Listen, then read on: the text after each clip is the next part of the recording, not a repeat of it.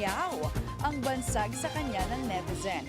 Hindi lang dahil sa pagiging cat lover, kundi dahil sa pag-ma-meow-meow sa gitna ng Congress session. Si 4th District Representative Kiko Barzaga ay ilang beses ding nagtrending dahil sa mga banatan niyang walang filter. Kuwela, pero malaman. Pinasok niya ang politika sa edad na 20 years old. Aminadong dropout sa eskwela pero may ibubuga naman daw siya, lalo na pagdating sa good governance. At ngayong gabi, makakasama natin ng live si Cavite 4th District Representative Kiko Barzaga. Welcome po, Kong Kiko Barzaga. Magandang gabi, Kong. Ako na ba? Yes, ikaw na. Welcome dito sa Politiko Nightly. Hello, good evening. Nice to meet you. Unang tanong, Kong. Hinamon mo sina Congressman Romualdez na magbitiw at lately si Boji D. Boji D. Oo. Kung ikaw ay mabibigyan ng pagkakataon na maupo doon sa bilang House Speaker, ano yung una mong gagawin? Ang una kong gagawin ay papaimbestigahan ko si Speaker Romualdez and hindi lang siya, pati yung mga deputy speakers niya on any possible connections to the flood control anomalies. Anong particular doon dito sa flood control kasi di ba nababanggit siya. Pero hindi pa na lumalabas yung direct connect niya doon sa mga sinasabing anomalya.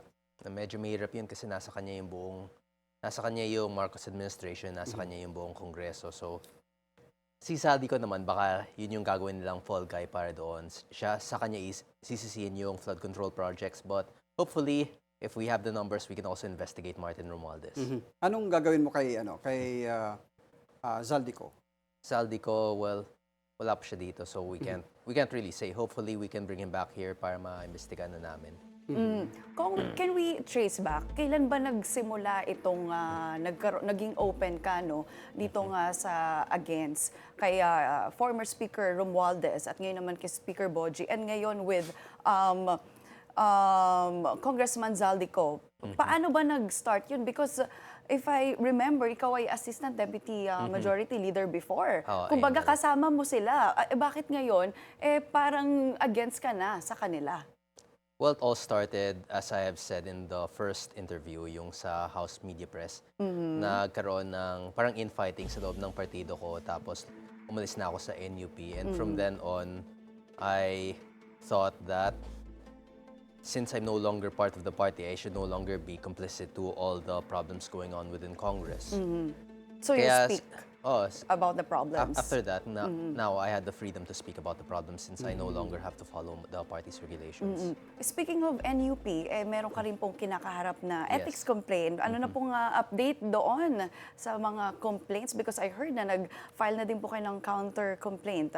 Kwentuhan niyo naman kami, Kong. Well, actually, ang nangyari doon is, nung nag-file kami ng counter-complaint, nakakausap ko yung chairman ng Ethics Committee. And si Chairman Puno pala, wala pa siyang na-file na ethics complaint. So, mas nauna pa yung counter-complaint ko kaysa sa ethics complaint niya. Siguro nag-uusap pa sila ng legal team niya. Sa akin naman yung legal team ko, I try to have my cases ready within 24 hours. Okay, so may strict time limit sila. So pag may gagawin akong complaint or kaso, gusto ko ginagawa na agad para hindi na masyadong magpo-procrastinate. Parang advance na sila mag-isip kung may mga gagawin ka man, kung may mga sasabihin ka mga statement. Kasi may mga standard templates naman yung mga kaso eh. So, just yung content lang yung pinagkakaiba. Pero yung like for example, yung magiging respondent, complainant, and then yung nature of the case, and yung citations na mga kaso usually na pinagsama-sama, na may template na may mga naka-ready na yung mga ganyan. So, paano yun, Kong? Wala pa palang complaint, pero meron ka ng counter-complaint. Ano sabi ng Ethics Committee sa'yo? Wala naman masyado. Parang okay lang. Kasi hindi naman siya counter-complaint as in na kailangan talaga may parang complaint explanation mo doon sa allegedly na nirereklamo sa'yo. Kasi di ba, nung last week, nag-press con sila, Kong Puno, about doon sa plano nga nila. So, inunahan mo na ng sagot. Ko na. Pero ang problema kasi doon ay naka-reference yung complaint niya sa complaint ko kasi kala ko may complaint na siya. But even without a complaint from Chairman Puno, di pwede ko namang i-reference din yung naging press con niya, and that would still be valid for an ethics complaint since he was a sitting congressman during during Kong, that last time. Friday, no, nakausap din namin si Kong Rene of Kabataan Party List. And kumbaga nagkaroon ka na din daw, may mga ilang Congress people ka na rin kinausap. At nagpahayag ka rin ng kagustuhan para sa House Speakership. Is that true? Yes, I want to be House Speaker. Bakit? And ano naman ang gusto mong reformang mangyari sa Congress amidst this scandal? Well, firstly, may mga plano na ako for Congress. As I've stated, and has sinabi din ni Chairman Puno siguro, yun yung plano ko para sa mga deputy speakership. Ang problema kasi ngayon ay lahat ng mga deputy speakers is based on loyalty or closeness, based on connections with the current House speakers. So for example, pag ikaw yung nanalong speaker, ang 10 na pinaka-close mo, yun yung gagawin mong deputy speaker. So there's no representation for other political beliefs, ideologies.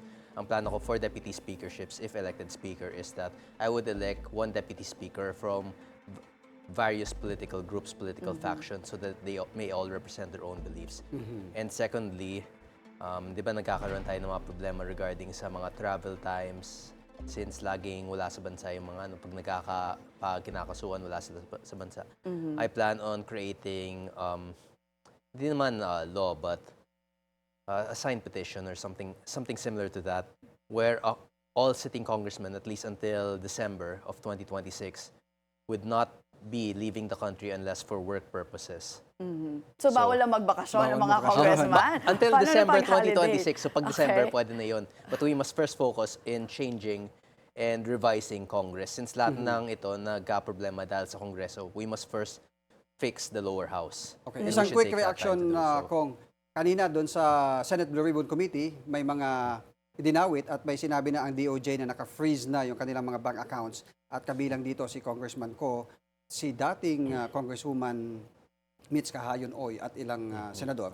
Anong reaction mo doon sa kinalabasan itong investigasyon ng Senado doon sa flood control na yung... Well, that's good, pero hindi lang naman si Zaldico yung may kinalaman dun sa flood control. Kung si Zaldico lang ang iimbestigahan at kung account lang niya yung i-freeze, then everyone else would have gotten away with it.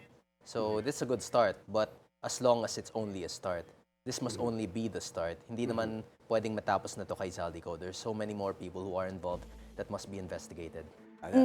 Kong, I wanna know your reaction also, no? Kasi I understand you're 27 years old. You Yes. belong to a Gen Z generation. Thus, you're using the meow-meow and other modern slang, no? Kahit matanda na ako, mag-meow-meow pa rin ako. Abangan namin yung pag matanda ka na, no?